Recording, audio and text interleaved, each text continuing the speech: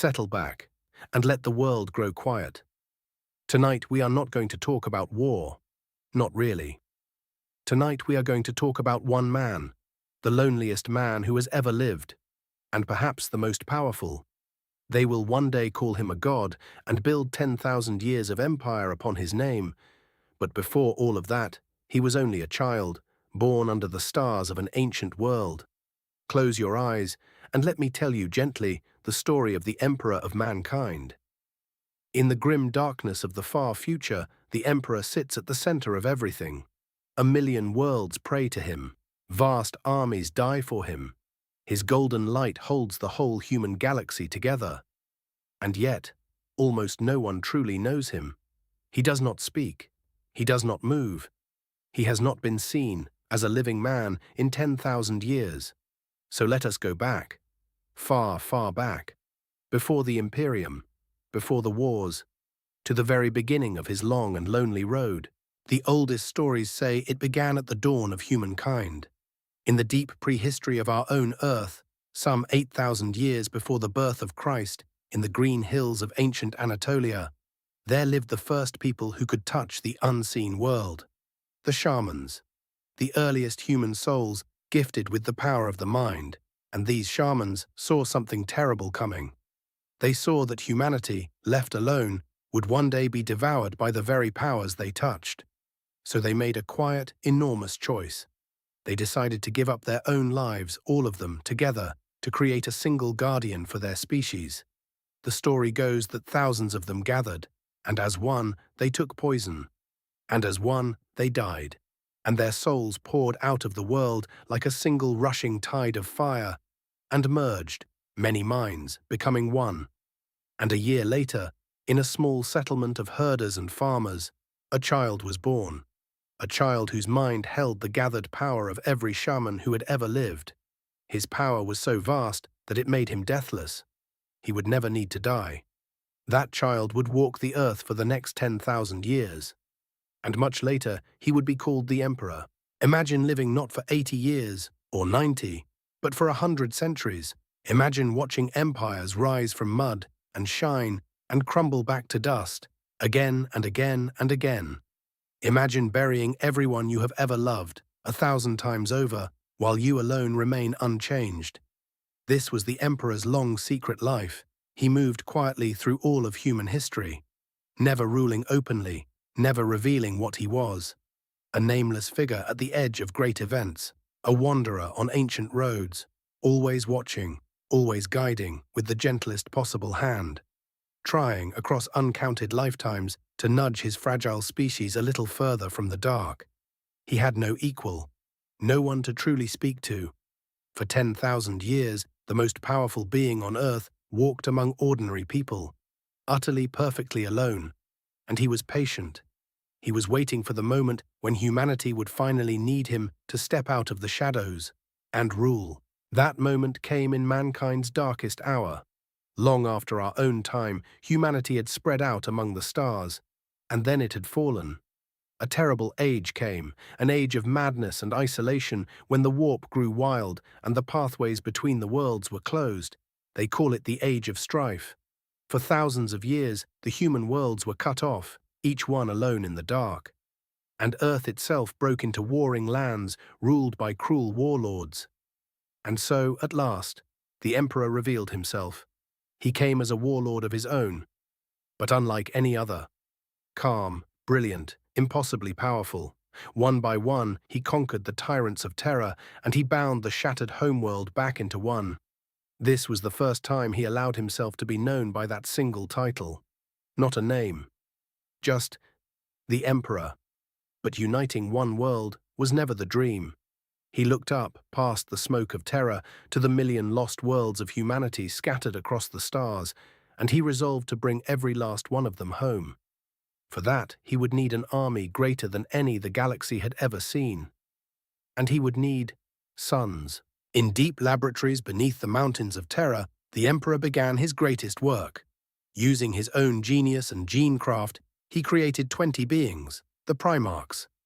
Not quite men, not quite gods, each one a perfect general, a perfect son. built to share, in some small part, his own great power.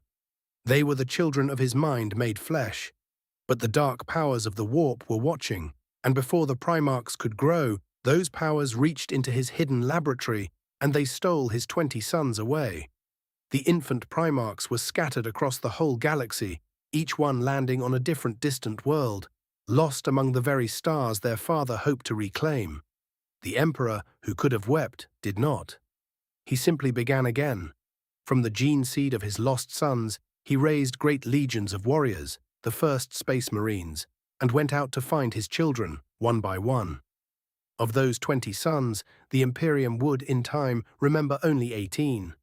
2 of the Primarchs were quietly erased, their names struck from every record by the Emperor's own command, for reasons no one living now remembers. 2 brothers, simply gone, a silence at the heart of the family. And here, as you grow heavy and warm, is the part most often forgotten. The Emperor did not want to be worshipped. He did not want to be a god. He forbade it. He told all of humanity that there were no gods at all, only the dangerous powers of the warp, wearing the masks of gods, feeding on the prayers of the foolish.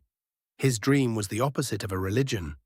He dreamed of a humanity grown up at last, rational, unafraid, no longer kneeling to anything.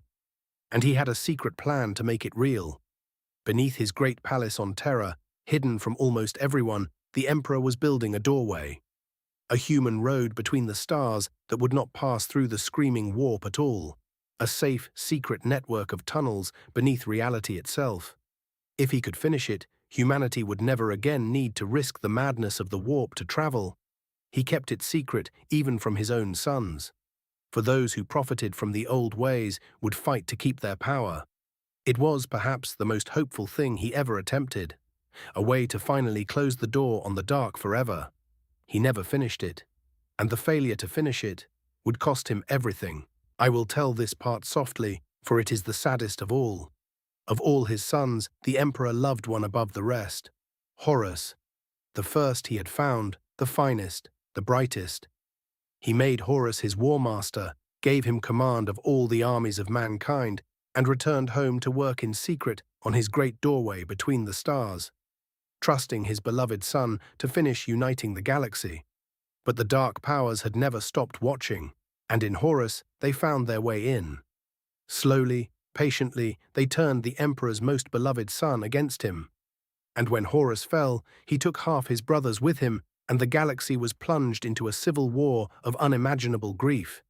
In the chaos, the Emperor's secret work was broken open.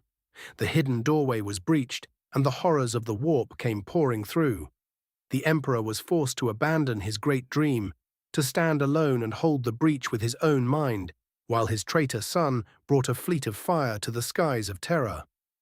In the end, father and son met one final time aboard a ruined ship above the homeworld of mankind, and the Emperor, with a breaking heart, struck Horus down. He won, but the wounds he took all but destroyed him.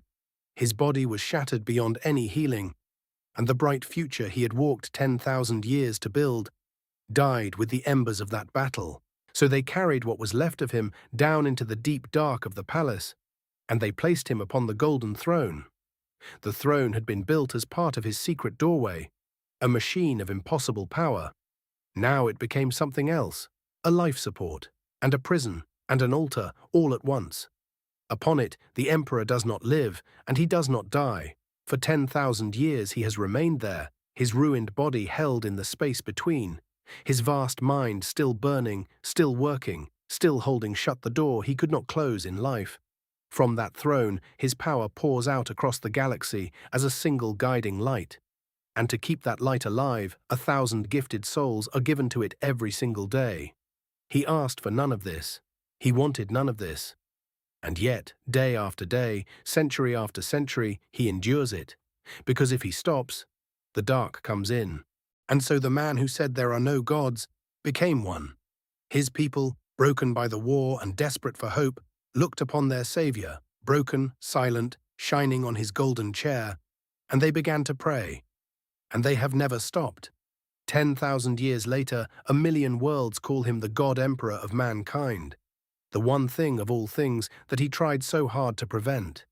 He gave everything to free humanity from kneeling, and humanity made a religion out of his suffering. But tonight, let us not leave him only with the sorrow. Let us remember instead the child under the ancient stars, the patient wanderer on the long road, the father who built 20 suns and went to the ends of the galaxy to find them, a being who, for all his power, only ever wanted one thing: to keep his fragile, foolish, beloved species safe in the dark. He is still there now, still watching, still holding the door, so you do not have to. So let your thoughts grow slow and quiet. Let the ancient fires dim. Let the long road fade into soft shadow. The vigil is kept, the light still shines, and there is nothing at all that you need to carry tonight. The Emperor protects. Rest now and sleep well.